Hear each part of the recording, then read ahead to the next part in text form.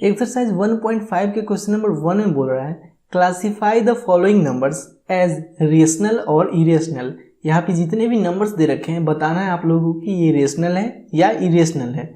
देखिए 2 minus root 5, यहाँ पे 2 जो है वो एक रेशनल नंबर है।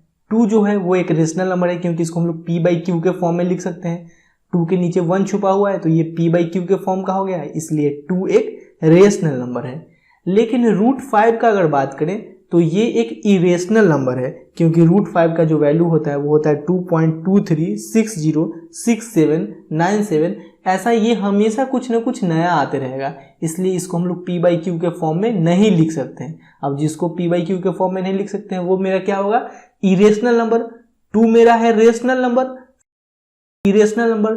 सिंपल सा बात समझिए कि ऐसा नंबर जिसका square root perfect square root ना हो उसका स्क्वायर रूट इरेशनल नंबर होता है। जैसे रूट 5 एक इरेशनल नंबर है, रूट 2 एक इरेशनल नंबर है, रूट 3 एक इरेशनल नंबर है। लेकिन अगर रूट 4 का बात करें तो रूट 4 का वैल्यू क्या होता है 2, ये एक रेशनल नंबर है। रूट 9 का बात करें तो रूट 9 का वैल्यू क्या होता है 3 एक रेशनल नंबर है। तो देखिए यहां से तो ये पता चल गया कि 2 मेरा रेशनल नंबर है, रूट 5 मेरा इरेशनल नंबर है। अब रेशनल नंबर और इरेशनल नंबर का डिफरेंस, रेशनल नंबर और इरेशनल नंबर का डिफरेंस हमेशा इरेशनल नंबर होता है, या रेशनल नंबर और इरेशनल नंबर का सम हमेशा इरेशनल नंबर होता है। क्लियर है बात? तो इतना तो क्लियर हो गया कि रेशनल नंबर और इरेशनल नंबर का डिफरेंस इरेशनल नंबर ही होगा। Irrational number. अब देखिए यहां पे 3 प्लस रूट 23 लिखा हुआ है, 3 प्लस रूट 23, इसको ब्रैकेट से बाहर निकालिए, माइनस रूट 23। अब देखिए plus root 23 minus root 23 cancel हो गया, बचा सिर्फ 3। अब 3 के नीचे 1 छुपा हुआ है ना, यानी कि ये p बाई क्यू के फॉर्म में आ गया। अब जिसको हम लोग p बाई क्यू के फॉर्म में लिख सकते हैं वो क्या है, मेरा रेशनल नंबर। बात क्लियर है ना, समझ में अच्छे से? ठीक है। अब देखिए यहां पे 2 रूट 7 बाई 7 रूट 7, रूट 7 से रूट 7 कैंसिल हो गया तो बचा क्या 2 बाई 7। ये p बाई क्यू के फॉर्म का एक नंबर है तो ये क्या हो गया मेरा रेशनल नंबर, रेशनल नंबर। ठीक है। अब फोर्थ में दे रखा है 1 बाई रूट 2। देखिए यहां पे 1 क्या है मेरा, 1 है मेरा रेशनल नंबर, रूट 2 क्या है मेरा इरेशनल नंबर। आप लोगों को बताया ना रूट 2 इरेशनल नंबर है। अब रेशनल नंबर और इरेशनल नंबर का रेशियो हमेशा इरेशनल नंबर होगा, बशर्ते कि रेशनल नंबर की जगह कभी 0 नहीं होना चाहिए।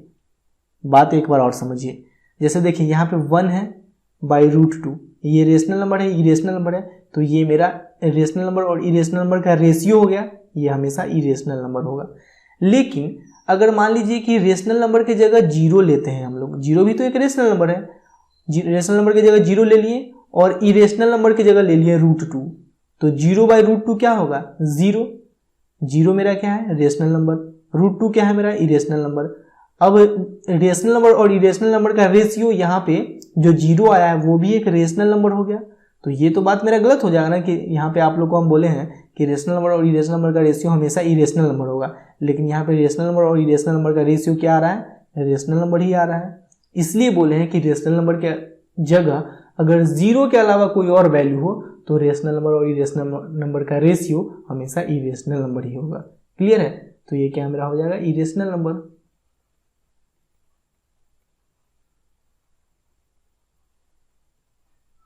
ठीक है।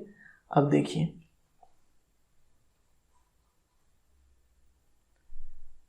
अब 5th नंबर में दे रखा है 2 पाई। देखिए 2 जो है वो मेरा रेशनल नंबर है और पाई जो है मेरा वो इरेशनल नंबर है। देखिए पाई का वैल्यू क्या होता है, पाई का जो वैल्यू है वो 3.14159265, ये हमेशा इनफाइनाइट तक कुछ ना कुछ नया आते रहेगा, तो ये इरेशनल नंबर है, पाई इरेशनल नंबर है। लेकिन वही पाई का जो वैल्यू है 22/7, अगर उसका बात किया जाए तो ये इरेशनल नंबर नहीं है, ये मेरा रेशनल नंबर है, क्योंकि इसको p बाई क्यू के फॉर्म में तो ये लिखा हुआ ही है, तो ये मेरा रेशनल नंबर है। लेकिन सिंपल आप लोग को पाई बोले तो समझिएगा इस नंबर की बात हो रही है, ये मेरा इरेशनल नंबर है। अब रेशनल नंबर और इरेशनल नंबर का प्रोडक्ट हमेशा इरेशनल नंबर होगा, बशर्ते कि रेशनल नंबर की जगह जीरो नहीं होना चाहिए। जैसे ऊपर में हम लोग देखें कि रेशनल नंबर की जगह जीरो नहीं होना चाहिए, उसी प्रकार से यहाँ भी रेशनल नंबर की जगह जीरो नहीं होना चाहिए। क्यों नहीं होना चाहिए वो भी देखते हैं। पहले देखिए इसको, 2 जो है मेरा रेशनल नंबर है, पाई जो मेरा इरेशनल नंबर है, तो इस दोनों का प्रोडक्ट क्या हो जाएगा, इरेशनल नंबर।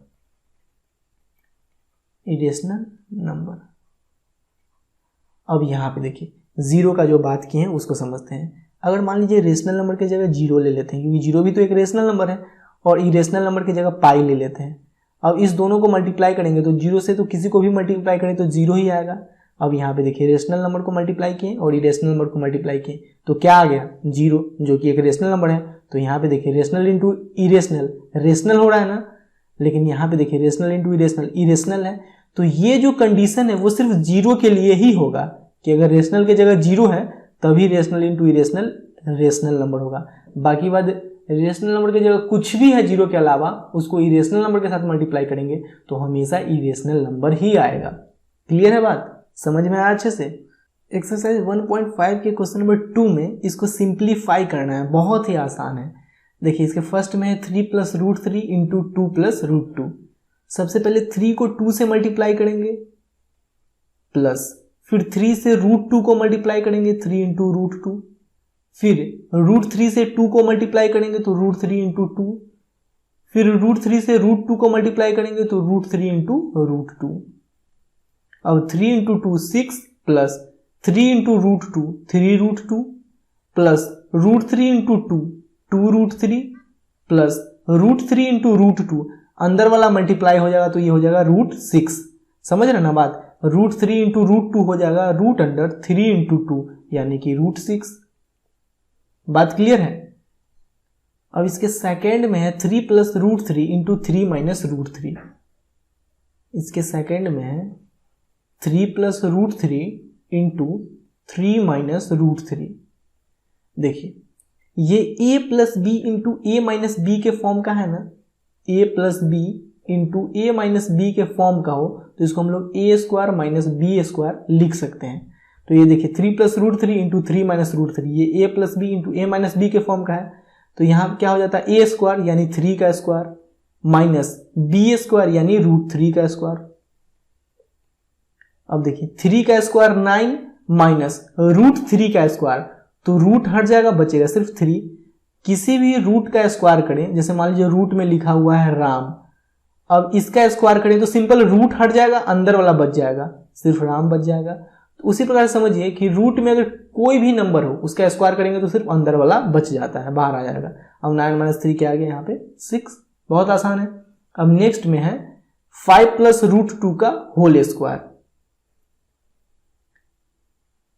थर्ड में है 5 + √2 का होल स्क्वायर। ये देखिए a + b का होल स्क्वायर, आप लोग जानते हैं ना क्या होता है, a² + 2ab + b² ये होता है।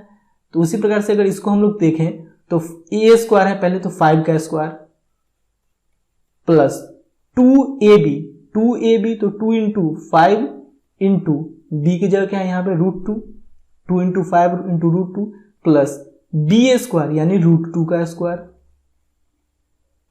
5 का square 25 plus 5 into 10 5 into 2 10 into √2 10√2 plus √2 का स्क्वायर, अगर रूट का स्क्वायर करते हैं तो अंदर वाला सिर्फ बच जाता है, तो √2 का स्क्वायर क्या हो जाएगा, सिर्फ अंदर वाला बच जाएगा 2। अब 25 + 2 27 प्लस ये 10√2। क्लियर है।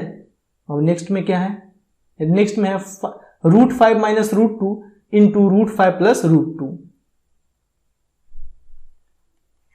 √5 - √2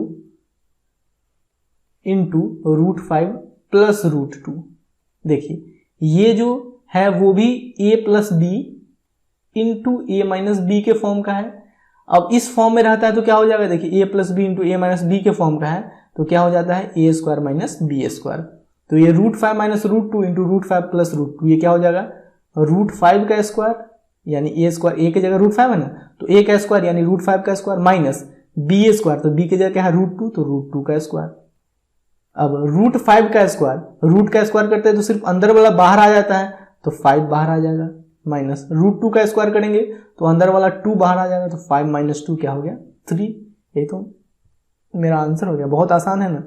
एक्सरसाइज 1.5 के क्वेश्चन नंबर 3 में बोल रहा है recall pi is defined as the ratio of the circumference of a circle to its diameter that is pi equal to C by D.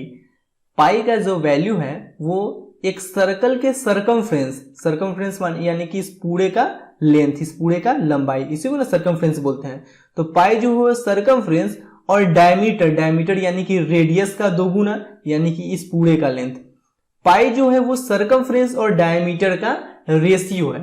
अब नेक्स्ट लाइन में बोला गया है कि this seems to contradict the fact that pi is irrational. लेकिन हम लोग तो जानते हैं कि पाई एक इरेशनल नंबर है, पाई एक इरेशनल नंबर है ना, क्योंकि पाई का जो वैल्यू होता है वो 3.14159265, ये इनफाइनाइट तक कुछ ना कुछ नया आते रहेगा। ये इरेशनल नंबर है। बहुत सारे बच्चे बोलेंगे कि सर पाई का जो वैल्यू है 22/7 ये तो रेशनल नंबर है क्योंकि ये p/q के फॉर्म में लिखा हुआ है। बिल्कुल ये रेशनल नंबर है, लेकिन ये पाई का एग्जैक्ट वैल्यू नहीं है, ये पाई का अप्रोक्सीमेट वैल्यू है, लगभग का ये वैल्यू है 22/7, इसलिए ये रेशनल नंबर तो होगा ही। लेकिन पाई का अगर बात किया जाए सिर्फ, तो पाई का जो वैल्यू है 3.14159265 ये इनफाइनाइट तो कुछ ना कुछ नया आते रहेगा, ये इरेशनल नंबर है। ठीक है, तो पाई तो इरेशनल नंबर है और c/d ये p/q के फॉर्म में लिखा हुआ है, ये तो रेशनल नंबर है। ठीक है, तो इरेशनल नंबर और रेशनल नंबर कैसे बराबर हो सकता है, इरेशनल नंबर और रेशनल नंबर कैसे बराबर होता है, ये तो विरोध उत्पन्न कर रहा है। अब देखिए, बराबर होने का सिर्फ एक ही रीजन हो सकता है कि ये जो पाई है वो इरेशनल नंबर है। अब c और d में से किसी एक को इरेशनल और किसी एक को रेशनल होना पड़ेगा। ऐसा क्यों बोल रहे हैं, ध्यान से सुनिएगा। देखिए, आप लोग को बताया हुआ है ना कि इरेशनल बाई रेशनल हमेशा इरेशनल ही आएगा, या रेशनल बाई इरेशनल हमेशा इरेशनल ही आएगा। तो यहाँ पे c और d में से कोई एक इरेशनल और कोई एक रेशनल अगर हो तो इरेशनल बाई रेशनल इरेशनल हो जाएगा ना, तो फिर तो कोई विरोध उत्पन्न नहीं करेगा।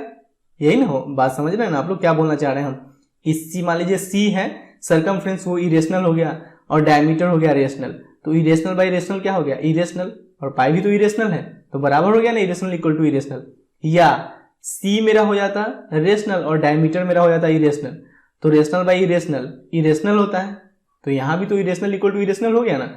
तो यहाँ पे कोई विरोध उत्पन्न नहीं हो रहा है, बशर्ते c और d में से कोई रेशनल या इरेशनल होना चाहिए। क्लियर है बात। अब इसको एग्जाम में हम लोग कैसे लिखेंगे, इसको एग्जाम में हम लोग बहुत ही आसान लैंग्वेज में लिखेंगे। ठीक है, पहले क्या दे रखा है, पाई इक्वल टू c/d दे रखा है, वो लिख लेंगे। Given pi equal to c/d here, अब लिखेंगे here there is no contradiction, there is no contradiction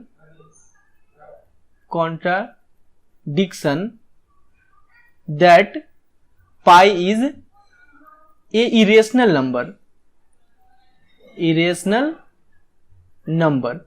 यहां पे कोई विरोध उत्पन्न नहीं हो रहा है कि पाई एक इरेशनल नंबर है, बशर्ते एक शर्त होना चाहिए कि c और d में से कोई एक नंबर रेशनल और कोई एक नंबर इरेशनल होना चाहिए। बात क्लियर हो रहा है कि नहीं, तभी ना इरेशनल और रेशनल का रेशियो इरेशनल होगा जो कि पाई इरेशनल है, और या रेशनल और इरेशनल का रेशियो इरेशनल होगा जो कि पाई इरेशनल है। तो यहाँ पे लिखेंगे हम लोग there is no contradiction that pi is a irrational number as we know that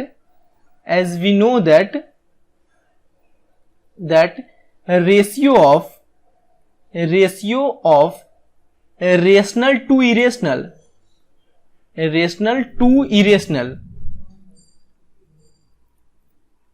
rational से इरेशनल का रेशियो ये हमेशा इरेशनल होता है, या इरेशनल से रेशनल का रेशियो। यहां पे लिखेंगे कि as we know that ratio of rational to irrational और इरेशनल टू रेशनल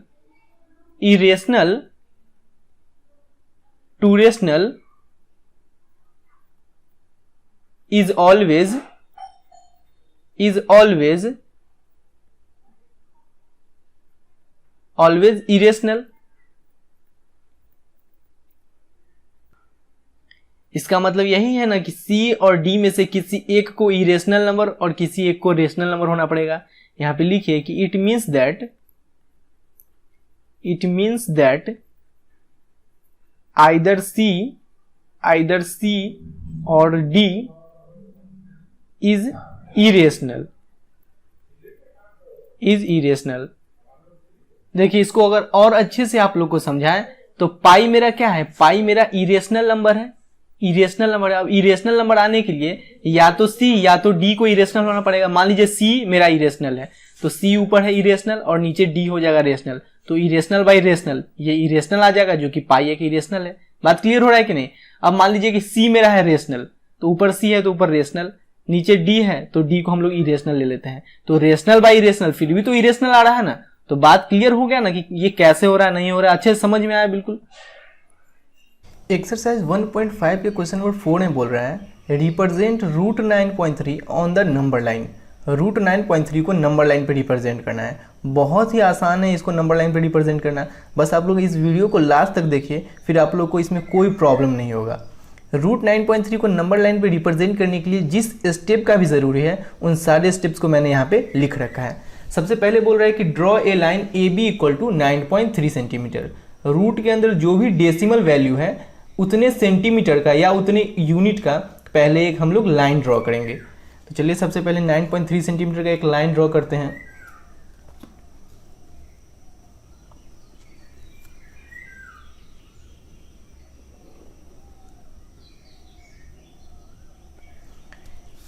और इस लाइन का नाम देते हैं ए बी। उसके बाद स्टेप 2 में बोल रहा है draw B C equal to 1 centimetre. 9.3 centimetre का लाइन ड्रॉ करने के बाद पॉइंट बी से 1 सेंटीमीटर का लाइन एक और ड्रॉ करना है। पॉइंट बी से 1 सेंटीमीटर का लाइन ड्रॉ करेंगे।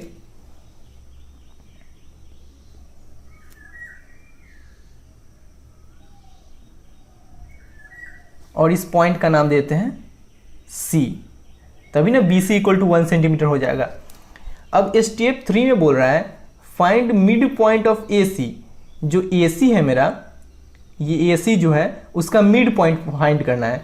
किसी भी लाइन का मिड पॉइंट फाइंड करने के लिए उसको 2 बराबर भाग में बांटना पड़ेगा, तभी ना मिड पॉइंट पता चलेगा। अब एक बात बताइए, किसी भी लाइन को 2 बराबर भागों में बांटने के लिए हम लोग क्या करते हैं? देखिए बहुत ही आसान है किसी भी लाइन को 2 बराबर भागों में बांटने के लिए। पहले तो ए सी को 2 बराबर भागों में बांटना है, तो या तो सी पे या तो ए पे इसको हम लोग लोकेट करेंगे। सी पे इसको अगर लोकेट करें तो देखिए पहले तो पूरा लेंथ जहाँ तक है लाइन का वहाँ तक इसको ले जाएंगे। अब इससे थोड़ा सा कम ले लेंगे, जरूरी नहीं कि इतना ही कम, आप लोग अपने हिसाब से थोड़ा कम ले लीजिएगा, ठीक है। बस पूरा आधा से कम नहीं ले लीजिएगा, ये पूरा जहाँ है ना, ये जहाँ है उससे थोड़ा सा कम लीजिएगा। अब एक कट यहाँ पे मारिए, एक कट यहाँ पे मारिए, फिर अब हम लोग ए पॉइंट पे आएंगे, इसको रखेंगे। अब फिर से एक कट यहाँ पे मारे और एक कट यहाँ पे मारे। इधर कट नहीं हुआ इसलिए एक बार और सी पॉइंट से हम लोग इसको कट लगा देते हैं, ठीक है। अब स्केल की मदद से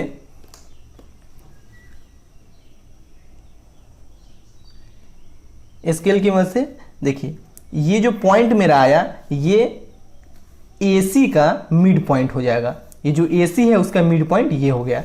अब इस पॉइंट का नाम O दे दीजिए, ठीक है। अब स्टेप 4 में क्या बोला है वो देखते हैं। स्टेप 4 में बोल रहा है कि taking O as centre, O को सेंटर लेकर OC equal to OA, OC equal to OA। देखिए ये जो O है वो AC का मिड पॉइंट है, इसका मतलब AO और OC का लेंथ इक्वल होगा। अब OC या AO को रेडियस लेकर एक सेमी सर्कल ड्रॉ करना है। चलिए करते हैं। O को सेंटर लेना है और AO को रेडियस लेना है, तो यहाँ पे और एक सेमी सर्कल ड्रॉ कर लीजिए।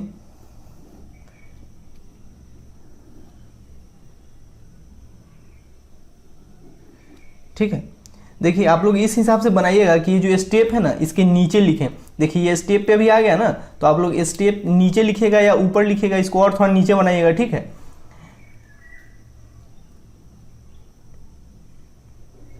अब देखिए स्टेप 5 में बोल रहा है draw D B perpendicular O B. अब यहाँ पे ना एक परपेंडिकुलर लाइन ड्रॉ करना है, डी बी परपेंडिकुलर। तो पॉइंट बी पे परपेंडिकुलर डालने के लिए हम लोग डी का यूज करेंगे।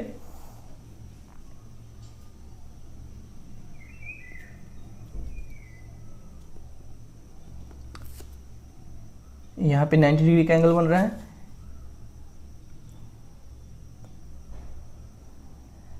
इसको मिला देंगे यहाँ पे। ये जो मेरा यहाँ पे डी, इस जिस पॉइंट पे ये मिला है इसको हम लोग डी नाम देते हैं। अब D B perpendicular O B हो गया। अब ये जो डी बी का लेंथ होगा ना, ये जो डी बी का लेंथ होगा वो √9.3 होगा। अब ये कैसे होगा वो भी देखेंगे। सबसे पहले इसको हम लोग नंबर लाइन पे रिप्रेजेंट कर देते हैं। इसको थोड़ा और आगे बढ़ा सकते हैं आप लोग, इसको थोड़ा और आगे बढ़ा दीजिए। अब देखिए ये जो dB का लेंथ है वो √9.3 होगा। कैसे होगा वो भी देखेंगे, पहले इसको नंबर लाइन पे रिप्रेजेंट कर देते हैं। यहाँ से इसको ऐसे मिला लीजिए और इसको आगे बढ़ाकर इस लाइन पे मिला दीजिए और ये जो मेरा पॉइंट आया यही √9.3 हो जाएगा, √9.3। अब ये कैसे होगा, ये जो dB है इसका लेंथ √9.3 कैसे है वो हम लोग देखते हैं। सबसे पहले तो इस पॉइंट और इस पॉइंट को मिला दीजिए।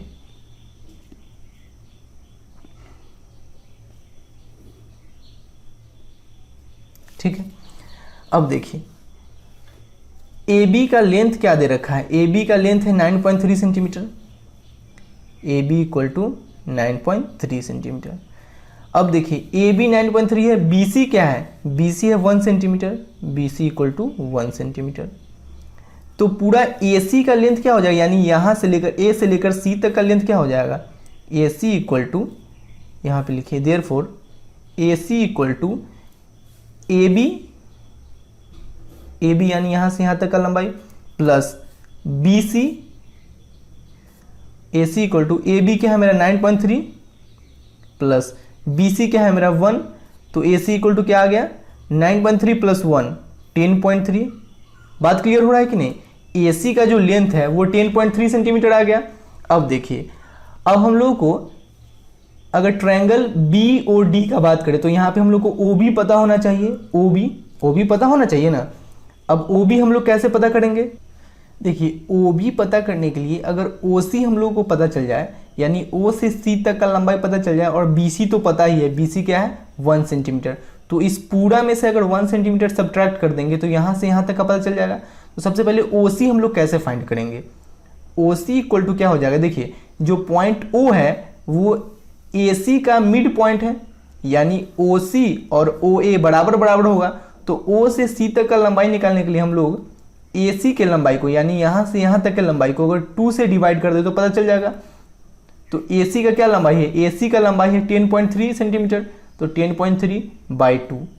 अब 10.3 को 2 से डिवाइड कीजिएगा तो ये आ जाएगा 5.15। क्लियर है। अब OC हम लोग को पता चल गया 5.15। देखिए ये जो सेमी सर्कल है उसका सेंटर है O।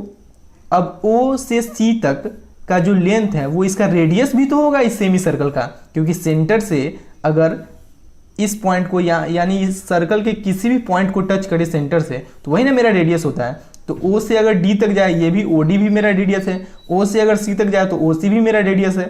तो OC का जो वैल्यू है वो OD के वैल्यू के बराबर होगा, क्योंकि OD भी तो रेडियस ही है, OD भी तो रेडियस है ना। अब OC का वैल्यू जो है वो 5.15 है, तो OD का भी वैल्यू क्या हो जाएगा 5.15। इसका वैल्यू निकल गया 5.15। क्लियर है। अब OB का वैल्यू कैसे निकालेंगे, OB इक्वल टू हो जाएगा OC का लंबाई माइनस BC का लंबाई। अब OB इक्वल टू OC क्या है मेरा, देखिए OC है मेरा 5.15, OC है ना 5.15, तो 5.15 माइनस BC क्या है मेरा, BC है मेरा 1, BC 1 है ना, यहाँ पे देखिए BC 1 हम लोग लिए थे ना, तो BC 1 5.15 माइनस 1 ये हो जाएगा 4.15। क्लियर है। यहाँ से यहाँ तक OB का हम लोग को लंबाई पता चल गया 4.15। अब आप लोग को यही ना पता करना है कि √9.3 ये कैसे आया। देखिए OBD एक राइट एंगल ट्रायंगल है जिसमें OD हाइपोटेनस है, OB बेस है और BD परपेंडिकुलर है। तो पाइथागोरस थ्योरम से क्या होता है, हाइपोटेनस का स्क्वायर इक्वल टू परपेंडिकुलर का स्क्वायर प्लस बेस का स्क्वायर, यही ना होता है। तो हाइपोटेनस यहाँ क्या है OD, तो OD का स्क्वायर इक्वल टू परपेंडिकुलर क्या है मेरा BD, तो BD का स्क्वायर प्लस बेस क्या है मेरा OB, तो OB का स्क्वायर। अब ये जो BD है यानी जो परपेंडिकुलर है, एक मिनट के लिए मान लीजिए ये नहीं पता है √9.3, यही ना आप लोग को फाइंड करना है कि ये कैसे आया √9.3। तो BD का स्क्वायर अगर हम लोग निकालेंगे, OB को इधर शिफ्ट कर देंगे तो OD का स्क्वायर माइनस OB का स्क्वायर, यही ना हो जाएगा। अब देखिए BD का स्क्वायर इक्वल टू OD मेरा क्या है, OD है मेरा 5.15, तो 5.15 का स्क्वायर माइनस OB क्या है मेरा, OB है जो मेरा OB वो 4.15 है, 4.15 का स्क्वायर, ठीक है। अब देखिए ये a square minus B square के फॉर्म का है, जो कि क्या होता है a plus B into A minus B, तो 5.15 प्लस 4.15 इंटू 5.15 माइनस 4.15, ये हो गया ना a plus B into A minus B के फॉर्म का। और BD का स्क्वायर इक्वल टू क्या आ गया, देखिए इस दोनों को ऐड करेंगे, इस दोनों को ऐड करेंगे तो ये आ जाएगा 9.3 आ जाएगा। अब इंटू 5.15 माइनस 4.15, ये 1 आ गया। BD इक्वल टू स्क्वायर को उधर शिफ्ट करेंगे तो रूट में आ जाएगा ये। अब 9.3 को 1 से मल्टीप्लाई करेंगे तो 9.3 ही आ जाएगा। तो देखिए BD का जो लंबाई है, BD का लंबाई √9.3 आ गया ना, √9.3। बात क्लियर है कैसे हुआ। एक्सरसाइज 1.5 के क्वेश्चन नंबर 5 में रेशनलाइज करने के लिए बोला गया है। बहुत ही आसान है रेशनलाइज करना। देखिए 5 के फर्स्ट में क्या दे रखा है, पहले इसको सॉल्व करते हैं। 1/√7। देखिए इसको रेशनलाइज करने के लिए सिंपल सा बात है कि √7 से ऊपर भी मल्टीप्लाई कर दीजिए और √7 से नीचे भी मल्टीप्लाई कर दीजिए। अब देखिए 1 और √7 को मल्टीप्लाई करेंगे तो √7 ही बचेगा। अब नीचे √7 और √7 को मल्टीप्लाई करेंगे तो रूट हट जाएगा, सिर्फ बचेगा 7। बहुत आसान है ना। अब सेकंड में देखते हैं क्या है। इसके सेकंड में दे रखा है 1/√7 माइनस √6, 1/√7 माइनस √6। अब इसको रेशनलाइज करने के लिए ऊपर √7 और यहाँ पे माइनस है तो प्लस लगा देंगे, √7 प्लस √6, और नीचे भी √7 प्लस √6। बात क्लियर हो रहा है कि नहीं। डिनोमिनेटर में अगर माइनस है तो यहाँ पे प्लस लगा देंगे और यहाँ पे भी प्लस लगा देंगे। अब देखिए 1 से इसमें मल्टीप्लाई करेंगे तो ये तो सेम ही रह जाएगा, √7 प्लस √6। अब नीचे का अगर बात करें तो नीचे क्या है, इस दोनों को अगर मल्टीप्लाई करेंगे तो ये √7 माइनस √6 है, √7 माइनस √6 इंटू √7 प्लस √6, √7 प्लस √6। बात क्लियर हो रहा है कि नहीं। देखिए ये a minus B into A plus B के फॉर्म का है ना, a minus B into A plus B के फॉर्म का अगर रहता है तो ये क्या हो जाता है, a square minus B square हो जाता है ना।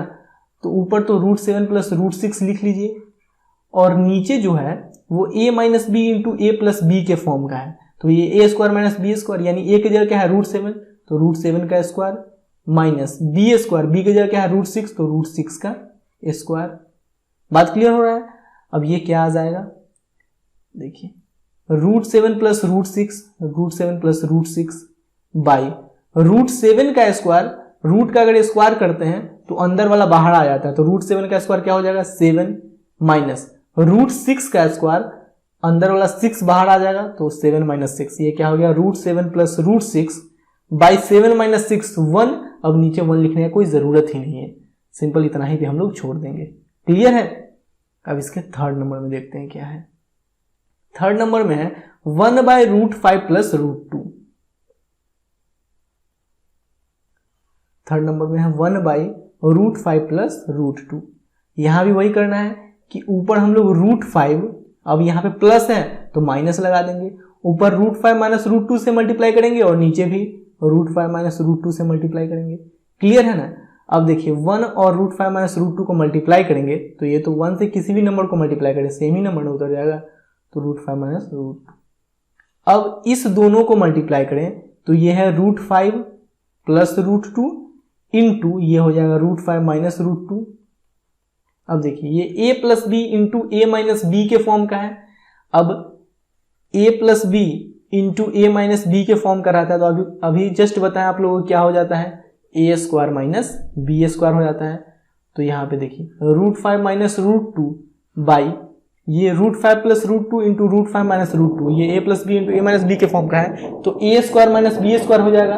a की जगह क्या है √5, तो √5 का स्क्वायर माइनस b स्क्वायर, तो b की जगह क्या है √2, तो √2 का स्क्वायर।